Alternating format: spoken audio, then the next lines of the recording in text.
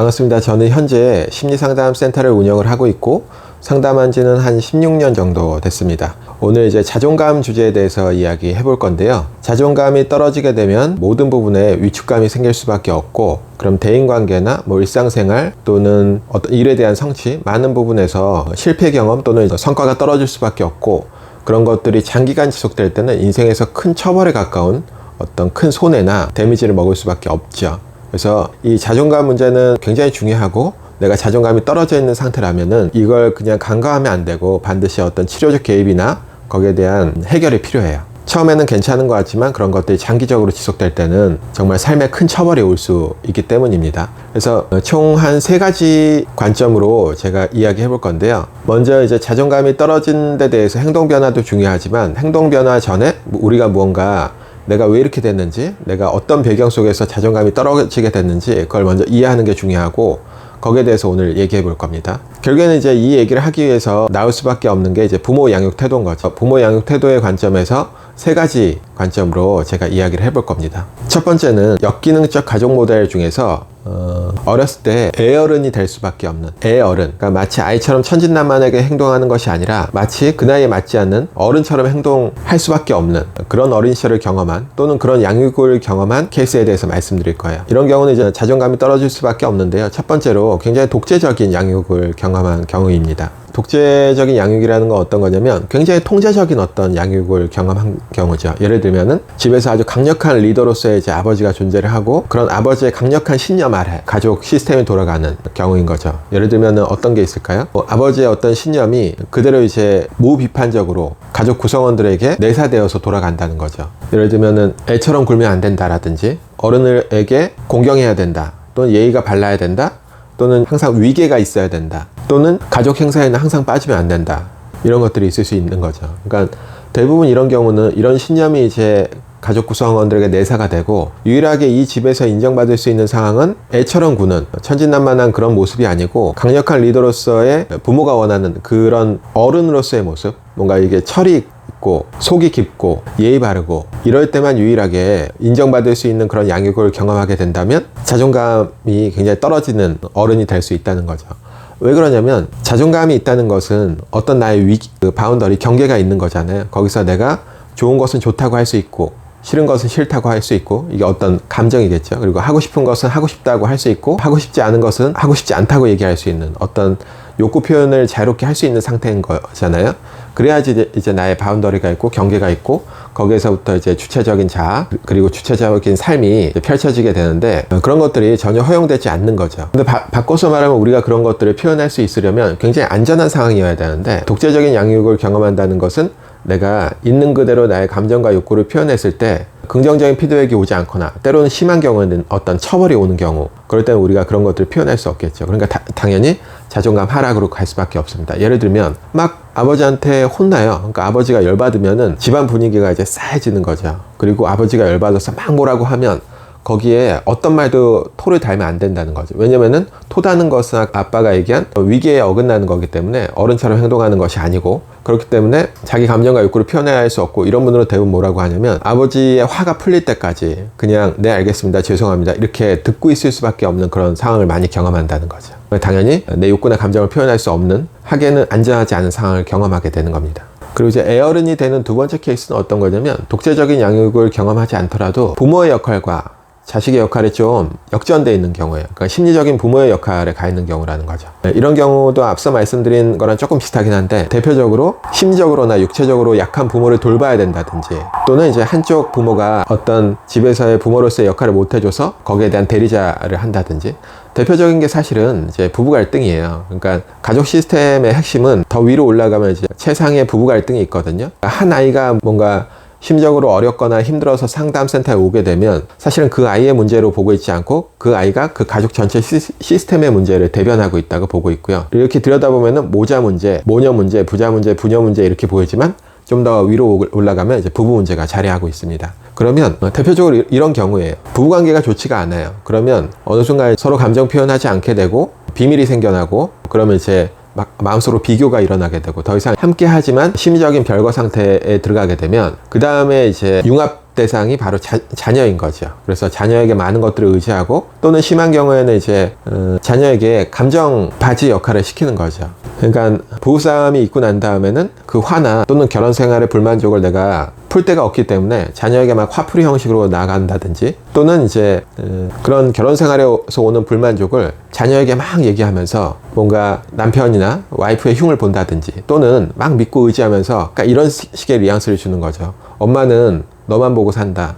너밖에 믿을 사람이 없어. 그러니까 너는 엄마한테 잘해야 돼. 이런 뉘앙스를 내포하는 어떤 말이나 느낌들을 계속 준다는 거죠. 그리고 이렇게 천진난만한 아이로서의 모습이 아니라 그렇게 엄마와 아빠를 챙기는 마치 부모의 역할을 대신해주는 그런 모습 속에서 유일하게 인정받고 받는 느낌을 경험하게 되면 그 행동을 계속 하겠죠. 이거 굉장히 좋지 않습니다. 자존감을 뚝뚝 떨어뜨리는 그런 경험들이거든요. 왜냐면 여기서 가장 큰 문제는 뭐냐면 엄마가 그렇게 자신의 감정이나 욕구를 막 아이에게 감정바디처럼 좀 세게 얘기하면 감정 쓰레기통처럼 막 쏟아 부어버리면 아이는 비판적 사고 없이 그대로 그냥 흡수하거든요. 예를 들면은 그러니까 음식물을 씹어야 되는데 그걸 음식물을 씹고 삼켜야 되는데 음식물을 씹지 않고 그대로 막 삼키는 거죠. 왜냐면 아이들은 아직까지는 그런 비판적 사고, 엄마에 대해서 비판적 사고를 할 수 있는 그런 나이가 아니잖아요. 그러면 엄마의 감정이 내 감정이 되고 내 감정이 엄마 감정이 되면서 심리적 융합관계, 감정이 믹스돼 버린다는 거죠. 감정과 욕구가. 그래서 감정이 믹스돼 버리면 엄마가 화가 나면 같이 화가 나고 또는 엄마가 불안해지면 같이 불안해지고 엄마가 슬퍼지면 같이 슬퍼지기도 하고 그러면서 막 엄마의 말을 많이 들어주기도 하고 또 엄마의 욕구가 믹스돼 버리면은 엄마를 대신해서 아버지와 막 대항해서 막 싸워주기도 하고 그런 대리자의 역할을 하기도 한다든지 또는 당연히 엄마가 너무 힘들어 보이기 때문에 본인 감정이나 욕구를 표현하지 못하는 경우도 있죠. 그래서 보통 그런 경우에는 아이들이 이런 얘기하는 경우도 있어요. 엄마 미안해, 내가 더 잘할게, 내가 더 잘할게. 왜냐면 거기에 큰 분리불안이 존재하거든요. 가정이 해체될지 모른다는.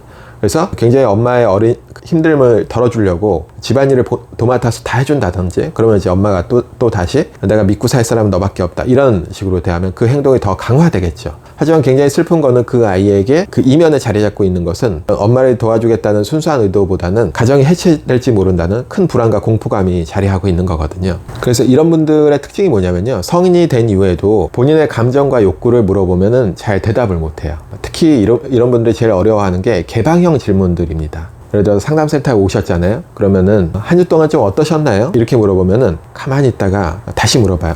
그러니까 뭐 좋았던 거요?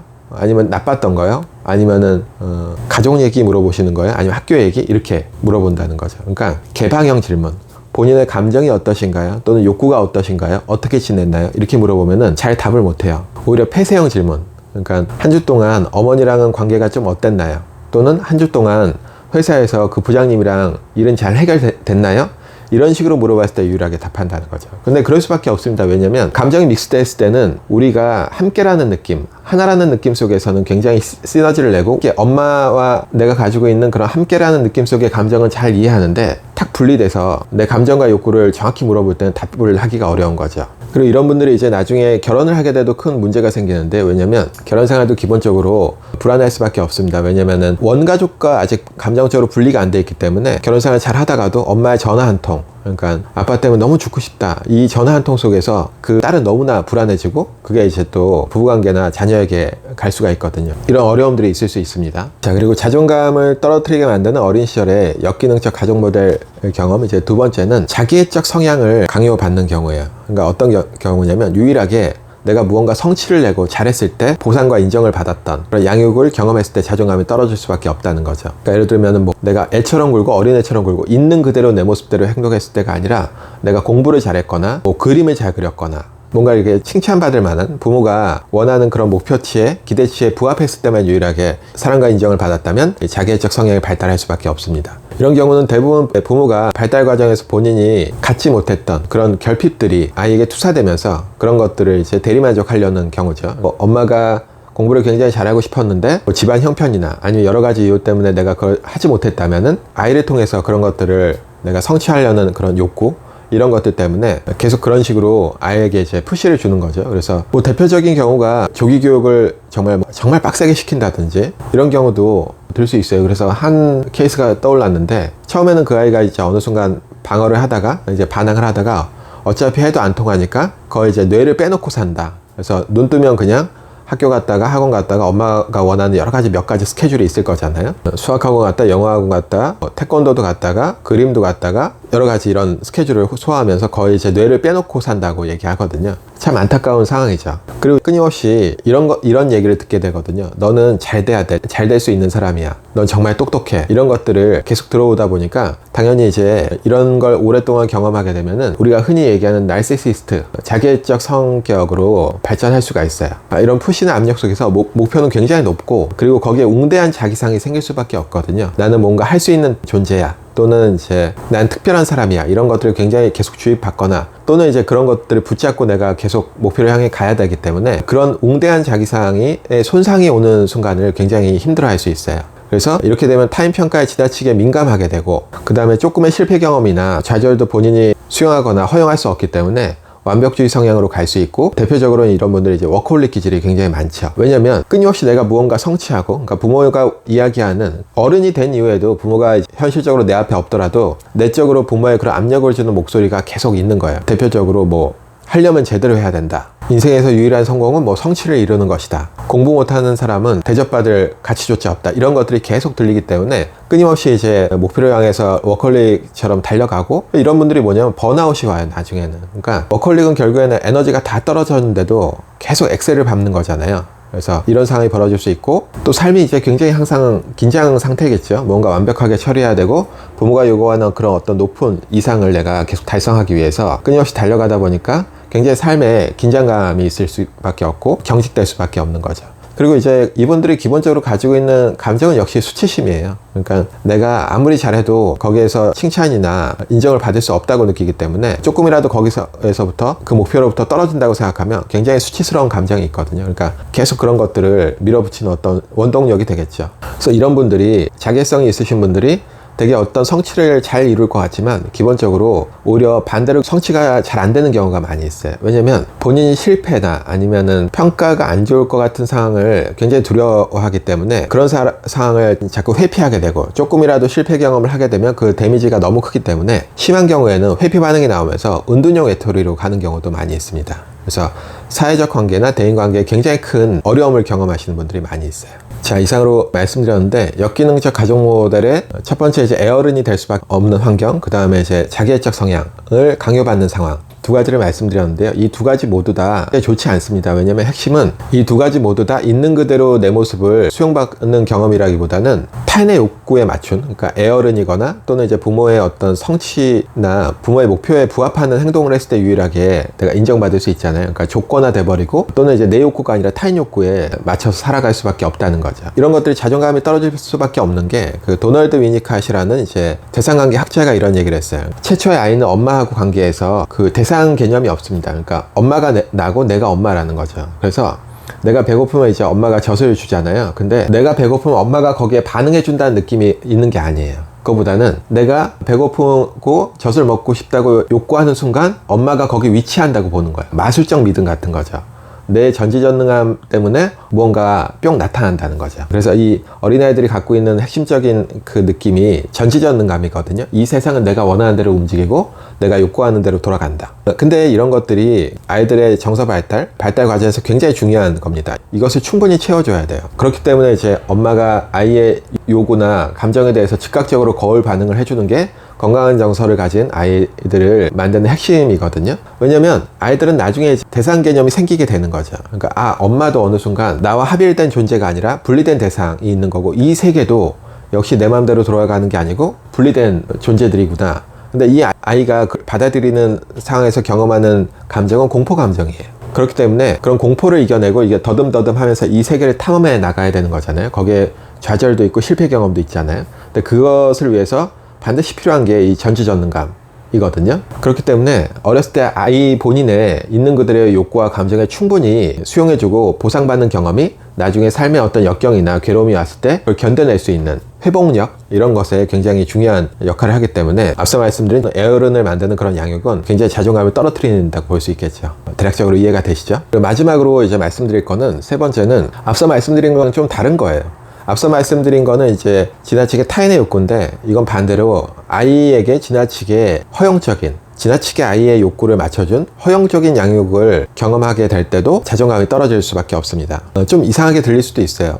내가 충분히 수용받고 인정받는 경험을 많이 했는데 왜 자존감이 떨어지지? 그럴 수밖에 없는 이유는 결국에는 이런 경험을 하게 되면은 나중에 대인관계나 사회적 관계에서 굉장히 큰 어려움을 겪고 그렇기 때문에 자존감이 떨어질 수밖에 없습니다. 그러니까 내가 충분히 허용적인 양육을 경험했다는 건 이런 거예요. 내가 부모님의 어떤 사랑을 받기 위해서 노력할 필요도 없었고, 또는 내가 굳이 내 감정의 욕구를 정확히 표현하지 않더라도 모든 게 해결된다는 거잖아요. 예를 들면 뭐 잔디깎기맘, 뭐 헬리콥터맘 이런 얘기도 있었잖아요. 그럴 때는 어떤 문제가 생기냐면 내가 엄마하고 관계 맺게 했던 그 관계를 그대로 사회적으로 가져가게 됩니다. 왜냐면은 내가 아는 대인관계는 그런 거잖아요. 왜냐면은 받는 데 익숙하고, 또는 내가 굳이 표현하지 않더라도 모든 걸 내 마음을 알아서 해주고, 이런 것들이 익숙하기 때문에 사회나 학교 장면에 딱 나가면 사실 모난 건 없어요. 왜냐면은 그런 괴로움을 경험하지 않기 때문에 모난 구석은 없거든요. 그런데 막 이미 집에서부터 엄마의 사랑을 획득하기 위해서 열심히 노력해야 되고 경쟁하는 데 익숙한 그런 아이를 딱 만나면 먹잇감이 돼서 괴롭힘을 당하는 경우도 있고요. 또는 받는 데 익숙하다 보니까 아이들은 주지 않잖아요. 본인이 표현하거나 요구하지 않으면. 그러면은 거기서 굉장히 소외감을 느끼고 위축감을 느낄 수 있다는 거죠. 자, 그러면 예를 들면 이런 경우가 있을 수 있겠죠. 대학생 A를 한번 상상해 보는 거예요. A는 오랜만에 새학기가 시작이 되어서 방학이 끝나고 B와 C를 만났습니다. 근데 셋이서 같이 걸어가는데 C가 B를 보고 굉장히 반갑게 막 인사를 하고 좋아하는 거예요. 근데 A는 이렇게 느끼는 거죠.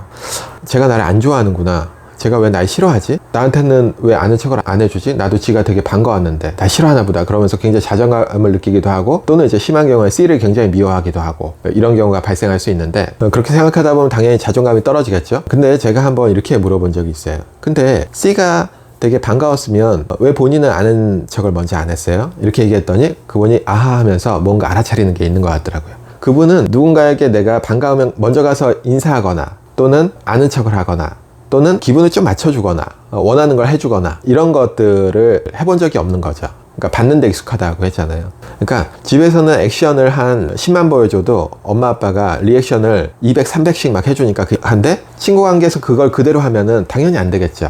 왜냐면은 내가 액션 10만큼 보여준다고 해도 1, 2 정도 와도 다행일 수도 있고 아예 쌩당할 수도 있잖아요. 근데 이제 그런 것들을 경험하지 못하다 보니까 되게 힘들어지는 거죠. 근데 이분은 일부러 그러는 게 아니라 그냥 내가 어렸을 때 경험했던 관계 맺기 방식이 이제 그러하다는 거죠. 근데 이런 것들이 지속돼 버리면은 되게 대인관계에서 소외감을 느낄 수밖에 없고, 심한 경우에는 이제 회피성 성격으로 발달할 수가 있는 거죠. 그리고 이제 허용적인 양육을 많이 경험하게 되면 결국에는 이 세상 속에서 홀로서기 하는 게 굉장히 어려워질 수 없는 거죠. 심리적 자원이 없었을 때 내가 거기에 어떤 근성을 발휘한다든지, 또는 우리가 무언가 이루어내려면 일정 부분 어떤 혐오스러운 자극, 장기적인 보상을 위해서 내가 혐오스러운 자극을 견뎌내야 되는 거잖아요. 예를 들면은 우리가 뭐 아주 간단하게 운동을 해서 몸이 좋아지는 거는 6개월, 1년이지만 헬스클럽 가서 끊임없이 운동하고 하는 것들은 사실은 좋은 느낌은 아니고 긍정 자극은 아니고 부정 자극이잖아요. 혐오 자극이라고 하거든요. 그런 것들을 일정 부분 견뎌내야 되는데 그런 것들을 남이 부모가 다 해주다 보니까 견디는 힘이 없고, 그렇기 때문에 이제 단기적인 보상이 오는 일, 그냥 침대에 누워서 유튜브 본다든지 뭔가 성취를 해야 되는데도 불구하고 이런 것들을 오랫동안 경험하게 되면은 인생에서 또 큰 처벌이 오겠죠. 그런 자존감이 뚝뚝 떨어질 수밖에 없고, 심한 경우에는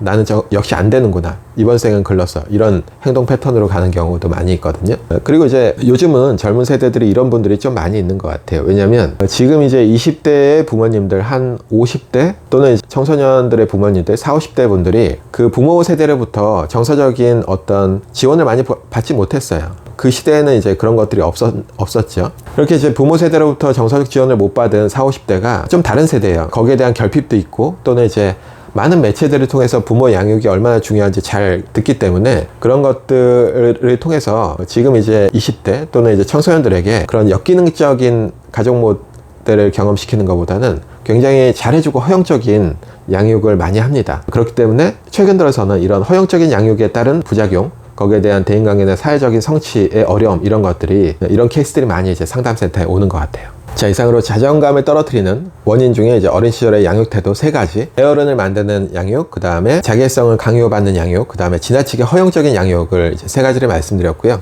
그리고 마지막으로 이제 좀 제가 높아심에 말씀드리고 싶은 것은, 이 영상이 마치 이제 부모님들을 마녀 사냥하는 내 인생의 모든 문제가 이런 부모님 때문이다, 이런 식으로 만연사냥이 되는데 쓰이지 않았으면 좋겠어요. 발달심리에 보면 어떤 부모도 자녀에게 정신적 외상을 주지 않는 부모는 없거든요. 그리고 또는 심적 문제를 모두 부모님 양육의 문제로 환원시킬 필요는 없어요. 여기에는 분명히 이제 본인의 어떤 선택과 책임의 문제일 수도 있고 본인의 행동 통제의 문제일 수도 있기 때문에 제가 오늘 말씀드린 부모 양육 태도는 자존감 하락의 하나의 관점 정도로 이해하시면 좋을 것 같습니다. 네, 그리고 제 채널이 아직 작아서 영상이 많이 안 뜨는데요. 구독을 좀 눌러주시면 제 영상을 자주 보실 수 있을 거예요. 자, 오늘 마치겠습니다.